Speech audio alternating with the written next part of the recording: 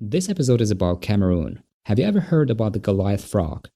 That's the world's largest frog that can be found in Cameroon. It can grow up to 34 centimeters long, weigh over 3.2 kilograms, and builds their own ponds using heavy rocks. Isn't that amazing? Cameroon is also called African miniature because it has great cultural, ethnic, and geographic diversity. It has beautiful tropical beaches with white or black sand, high mountains and volcanoes, deserts, big lakes, and tropical forests full of wild animals like chimpanzee, gorilla, forest elephant, and so on. So let's learn more about Cameroon and its culture from our guest, Emeline. Hi, Emeline. Welcome. Thank you, Sain and Hassan. How are you doing? I'm doing great, doing really fine. It's the start of the month and I'm really looking forward to good tidings. So I'm fine. Hope you too. We are doing great, thank you, and pretty excited to talk about Cameroon with you today. All right, could you please introduce yourself to our audience? All right. My name is Emeline Fonyoy. I am an investigative freelance journalist based in Cameroon. I also am a podcaster, podcast editor, and also a producer. Wow, what's the name of your podcast? It's Black Truth with Emeline on Anchor. Yeah. Oh, okay, cool. For some people who have never heard about your country, about Cameroon, could you please explain, like, in one or two sentences, could you please describe Cameroon? Okay. Cameroon is first a bilingual country. It's often referred to as Africa in miniature. It's a country with where you can find diversity of cultures and linguistic differences, but a really sweet country that will amaze you, will shock you, will make you all grumpy. Cameroon is a really beautiful country. It's hard to summarize in few words what Cameroon is. Yeah, I've read that you can find everything there, like mountains, rainforest, desert, so all in one country. All in one country. We have really amazing features here. When we were doing homework for this episode, we read that English and French are official languages, but also you have over 250 another languages, Yeah, right? that's correct. And how many languages do you speak? I speak English, I speak French, and then I speak my native Lamso. And since there are so many languages, how do you guys greet each other? How do you guys talk?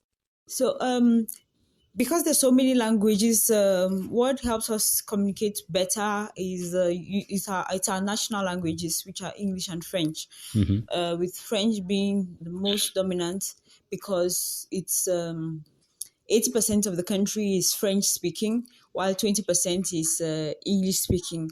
So what the language that everybody is almost obliged to learn is French because that's what is communicated, is spoken almost all over the country, and it's a daily language that people know.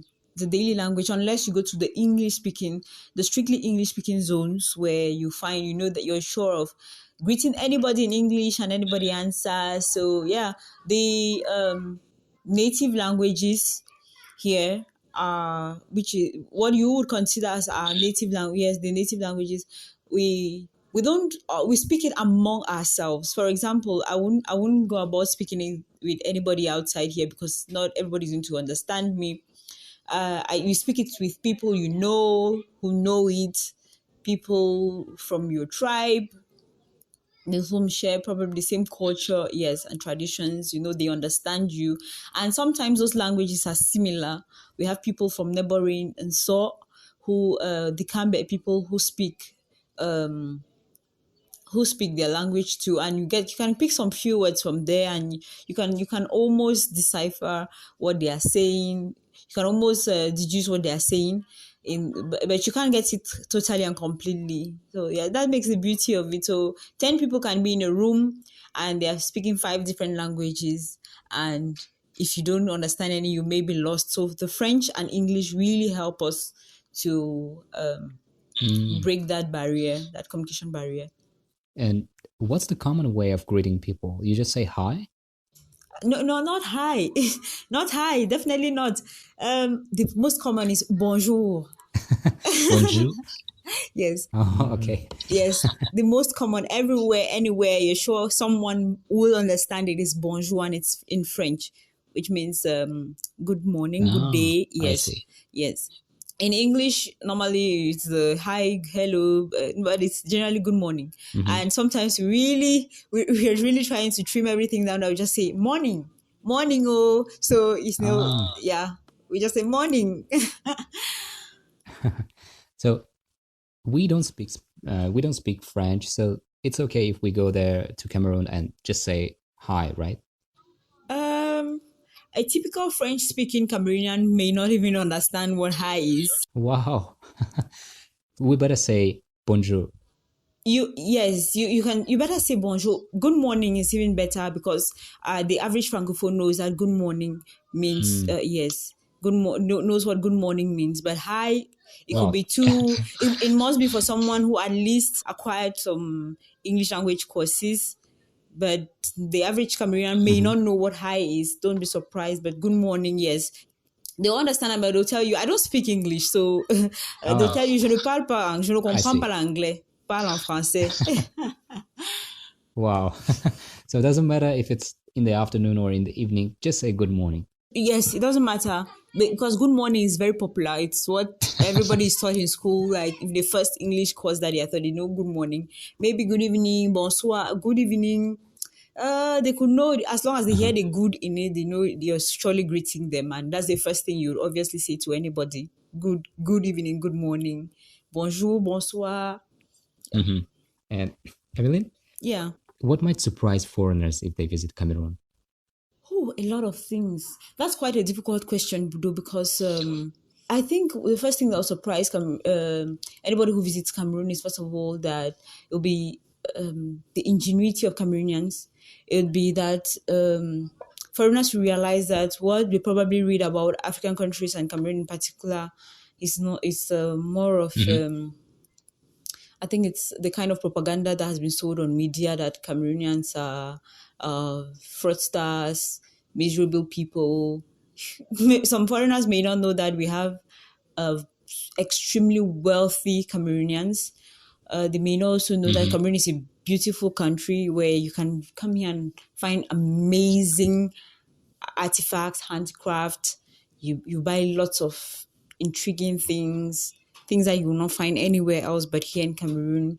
I think it's going to be a kind of it's going to be a tourist destination par excellence for anybody who visits Cameroon, because the narrative that is sold on traditional media is mostly of a dark, fraudulent country, corruption stricken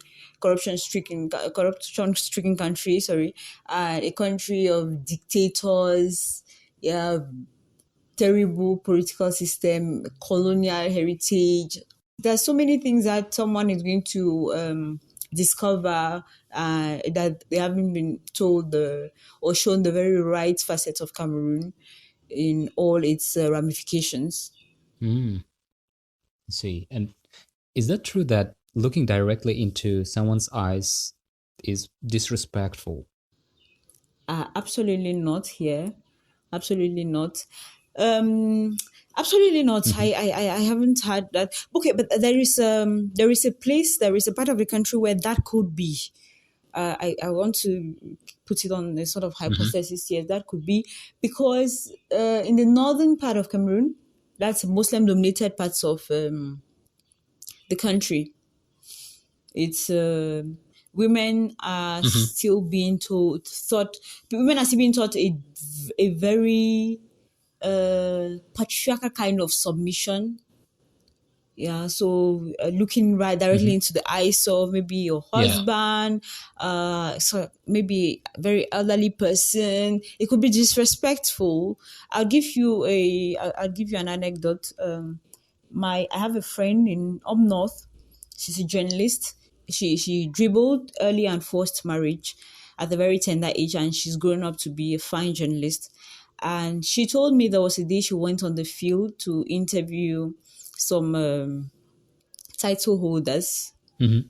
And among them, there were men. So she had colleagues who were cameramen and sound technicians, and she, the journalist, was trying to ask questions. And one of the men told her that she has no right to stand before him and even talk to him or ask him any question, that women don't have to talk to men directly. They have to have intermediaries. So I think that's one of the places where you could get those. Mm-hmm. But it's a fast evolving culture at the moment. It's no longer as rigid as before, but in every process of change, you always have those who conservatives, and accepting that change is not always easy. So you always have one or two of such people everywhere you go, especially in that town. But a lot has really changed. A lot has changed in the 21st century there, yeah. Oh, wow. Also, another place where that could be a thing is in the Northwest, the region where I come from. What region or province, whatever you think you can best understand. Yes, where I come from, we have paramount funds. We have fondoms, actually, yes, and we have chiefs. So where that could be a little bit of a thing is in the fondom, which is headed by a fawn, where you may not be able to look directly in the eyes of the fawn or look up and talk to him. You always have someone to transmit your message, and you will not be able to talk directly to them. So yeah, those are places, but it's not as bad as that, because it's a cultural factor. It's a traditional thing, you know. Wow. In a tradition, you don't do this, you do that. There are do's and don'ts in every culture and tradition. So there you have such. Is it the same with using the right hand and the left hand? We heard that using the left hand is not appropriate. It's not appropriate. Those are all societal beliefs that have been handed down from generation to generation. The use of the left hand is disrespectful. The use of the left hand in giving out something to anybody is very disrespectful. Now, we have what that thought failed to remember is that there are people who are born left-handed. They write with their left hands, they eat with their left hands. And sometimes children who are born and use their hands specifically for everything that they do, they're often scolded, don't use that hand to eat. Use your right hand. Keep that spoon away. Don't collect it with the left hand. So you have all of those things. Yeah. I have a friend who writes, Sylvia. Sylvia is left-handed. So sometimes when Sylvia she speaks about it, she says, people ask her, do you really use your left hand? Like, are you really a left-handed person? And she says, she's always answering sarcastically, no, I am right-handed. So it's very annoying. It's as if it's something that you have control over. They forget that you were born that way. The same way you are born to use your right hand, the same way that another person is born and gifted to use their left hand. We know footballers who score really nice goals with their left foot. And it's not a problem at that point, but it's really disrespectful to an elderly person when you have to greet them with your left hand, when you have to give them something with the left hand. Are you mad? Are you crazy? You're not normal. Like, you don't know what you're doing. You're offending someone. So it's So those are just I don't know how she put it. But those are things that we grow up in society, and society really just forces it down our throats. Like, using the left hand is disrespect, which is not. I really don't believe it's disrespect. Yeah, it's good to know that before you go there. We have something similar here. When we pour our guest's cup, we need to do it with right hand. Yeah, we use our right hand when we offer them tea, and we use our right hand. All right, that's very similar. Yeah, that's similar. So it's also something that you experience down there. So, what is your thought of it? I think it's not good and it's not bad. It's just something cultural and something we should respect as well. I mean, as a foreigner. I read that there is something behind this, something like with a devil. So your left hand is for kind of dirty works. Yeah. Right. I read a tweet recently where a doctor was trying to debunk that what a pastor had said about the reason why injections are given or shots jabs are given on the left hand. That is because some, I think modern medicine aligns with the devil's ideologies, devil's agenda, and the medical doctor was struggling to explain that it's actually given the shots are given on the left arm because it's the less is the for majority of people it's a less active arm, and you have to give it on the hand that is not very active so it doesn't swell, because if you give it on the right hand, on the right arm, it's going to swell because it's going to do a lot of activities. So I think it's the same thing. I have also found myself alighting from a taxi and giving money or collecting money with my left hand and apologizing for doing that. And I've just said, excuse my left hand, because I had luggage on the most active hand, which is the right hand. But sometimes you do that because you, not because you believe that it's actually a thing, but you don't, you just want to align and not give people the impression that you're actually rude. Wow, interesting. We read that girls are allowed to get married at the age 15. Is that right? That is an updated study. I wonder why it's still like that online. But Cameroon has, for some time now, for a while now, ratified international conventions. And what I know is that international conventions surpass national laws. So by ratifying those conventions, international conventions, which state that the rightful age of marriage with consent is 18, I think that the what we have in our penal code stating 15 years is no longer valid, because we have ratified two conventions that state that the rightful age of marriage is 18. So I usually tell people that 15 is not. It's very much unupdated, and I don't know why the government is slow on that. But I've had even I've had people confirm to me. I have lawyers. I've heard ministers. The 15 is not a valid age. It was the case years back, but it's no longer the case. I see. Yeah, in Tajikistan 10 years ago, it was fine. Not 15, but 16, 17. It was fine. But it's still illegal. Still illegal. Yeah. Right? Yeah. But what's the average age now when people get married for men and for women? Legally, it's 18. But like I told you, up north, some people there are still very conservative, and you have marriages of 10 years, 12 years, 14. So really much below even 15. It doesn't even get to 50. They don't really wait to 15. And there is a season where there are hikes in where there are spikes in early and forced marriages. That's the period leading up to a lot of feasts, a lot of Muslim feasts.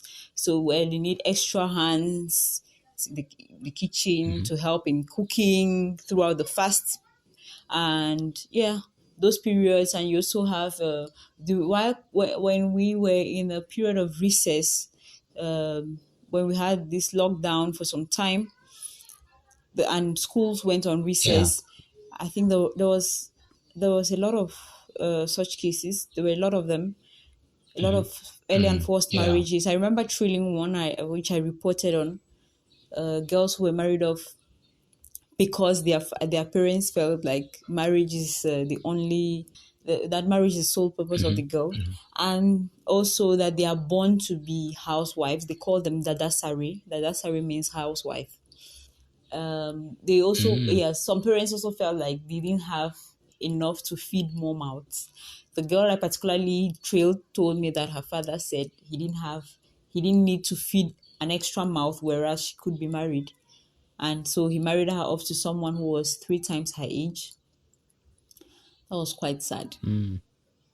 Yeah, it's quite similar about some of the things that you said. And here in Tajikistan, we still have arranged marriage. Is it popular in Cameroon? In that side of the country, it's very popular, but not here. No. On the other side, in the other 9 regions, it's not popular unless it's practiced hidden. But up north, it's a thing there. It's actually a culture. It's not maybe not a culture, but it's because it's something that was practiced back in the days as their culture. So now it's very difficult to unteach such practices. When you try, they tell you that modernity has derailed you from your culture, your tradition, and any woman who has either rejected a man at around that age, they feel that because she's emancipated, she's she they just feel like modernity has spoiled things for them. If you could choose three aspects of your culture to put in a time box for the future, what would you put in it? I'll talk about my culture in particular because there are many cultures in Cameroon. I'll talk about my culture in particular. I'll choose our songs, our cultural rhythms. They are amazing. You need to listen to our songs though. They're really amazing, really beautiful, really melodic. Like it's something that you should listen to. What is it called? We have, and it doesn't have a particular name, but there is one that has an. There was one that I like so much, because there are many kinds of dances, music, and so there is Njang. Njang is very rhythmic. We use drums. We use some other instruments that I may not even know what they are called. There's sort of a cylinder with blocked edges, and we use a stick to hit it and to give it to create some sound, and it's really nice. We also use something that like stones that are attached or stuck to a net, and we hit it against a calabash. We dress it around a calabash and we shake it, and it gives some rhythm that is really nice. I'd probably suggest or send you a link to a song which you can download and use beneath the podcast at some point. Yeah, it's a song by Witty Mistrel, and it's a mixture of jang and Afro pop. It's really nice. It's like the happening song in Cameroon right now in every wedding.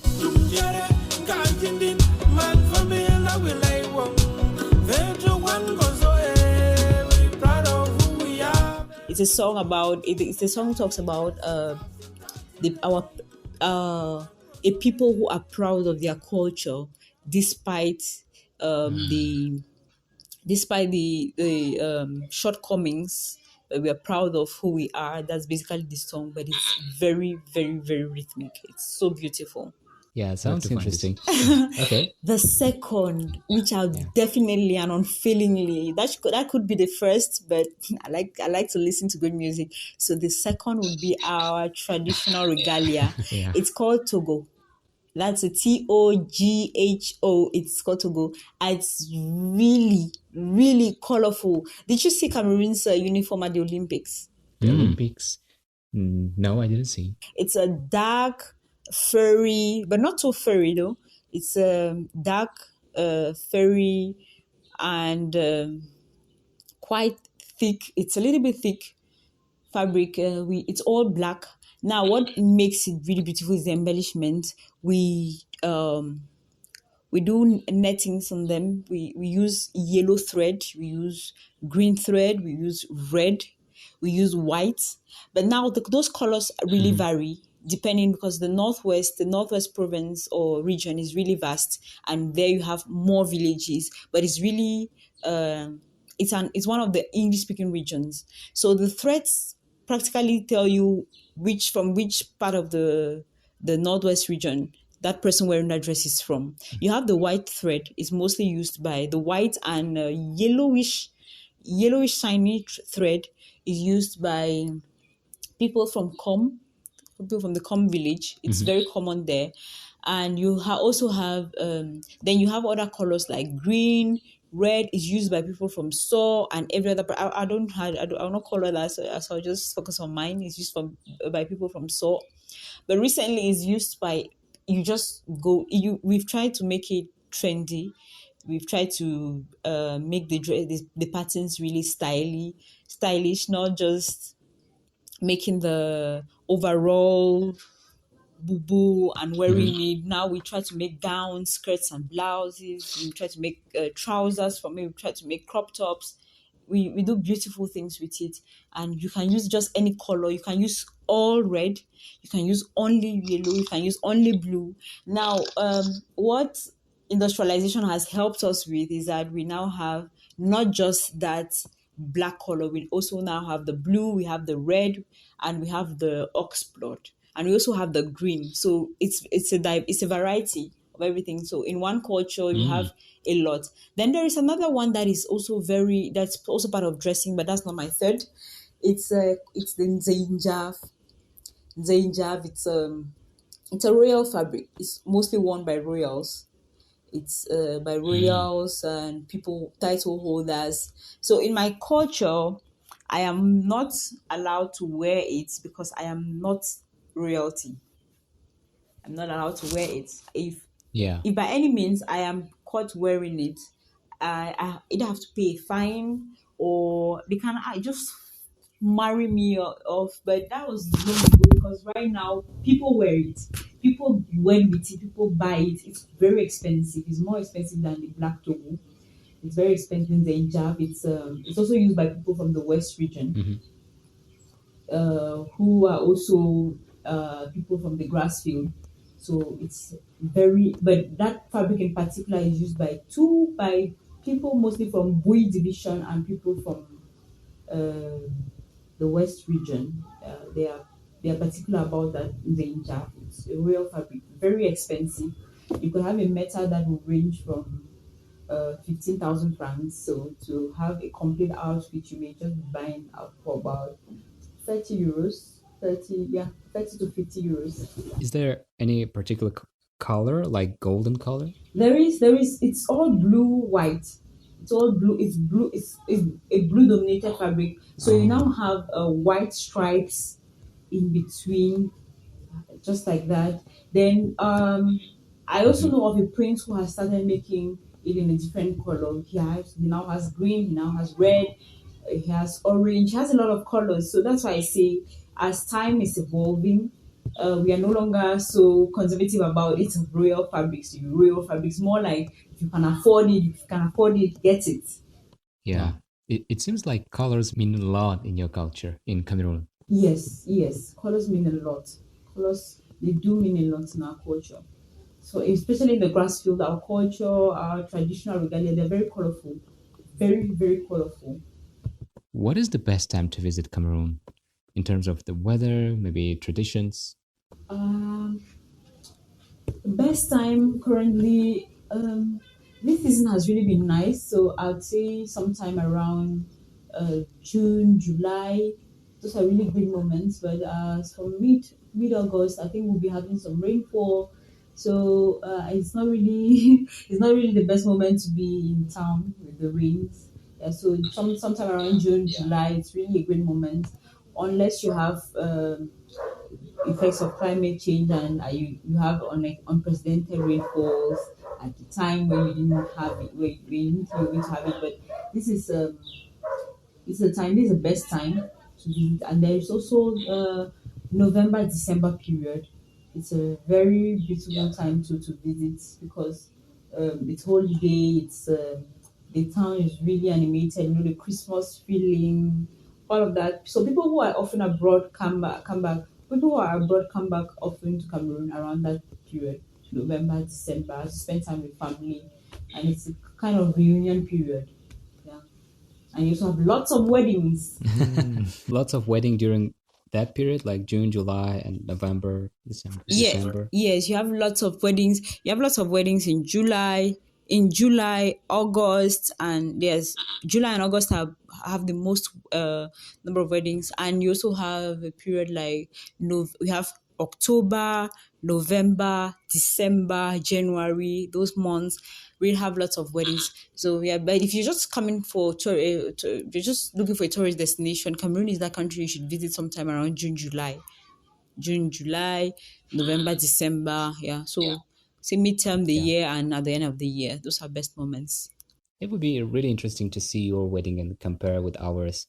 There must be so many differences, like not only the clothes, but also some the food also, music especially. Yeah. It's a lot different. It's so different. I know that you say your culture, your weddings have the best. I'm sorry, but I think mine we have the best. I think we do. I really think we do. Yeah. First of our dresses are so colorful, so beautiful. Yeah, you can do lots of magic with our Toghu and our Nzainjav. I don't know how other people call it, but we call it in so Nzainjav. So it means royal fabric. Oh, wow. Yeah, I guess by the next year, the situation with the pandemic will be better and people will be able to travel and to see all of that beauty. I hope so. I hope they can make it because everyone deserves a break after what we went through in 2020. Yes. Emeline, thank you so much for taking the time and for sharing about your culture. It sounds so interesting, so different, and worth visiting. So I hope we'll be able to visit your country someday. I would love to have you. I would love to have you in Cameroon and show you around, show you all the beautiful places, show you the good and bad of it. It's really a nice experience. It's going to be a nice experience. Yeah, thank you. And how people can find you if they have any questions, maybe Facebook or Instagram. Okay. On Facebook, you can find me by my handle is Emeline Fonyoy. The same thing for Twitter, Emeline Fonyoy. And then on Instagram, the same thing, Emeline Fonyoy. And if you have to reach me directly, I'm very open for business, for work, for anything, interviews through email. Yeah, then reach me on emeline.fonyoy@gmail.com. So Emeline is EMELINE.fonyoy FONYUY@gmail.com. And I'll just be there, an email away. Yeah. Yeah, thank you. That's so kind of you. We'll add that in the description so people can find you. Oh, all right. Thank you. Yeah, welcome. All right, Emeline, thank you so much. And until next time. Thank you so much, Hassan and Hussein. Thank you so very much. I hope to one day also discover what your country looks like and also see what your weddings look like. I think I'll be looking out for YouTube videos and checking that out, and so that whenever we chit chat, I can always ask you some questions. Yeah. Sure. Yeah. Just let us know when you are here. All right. Thank you.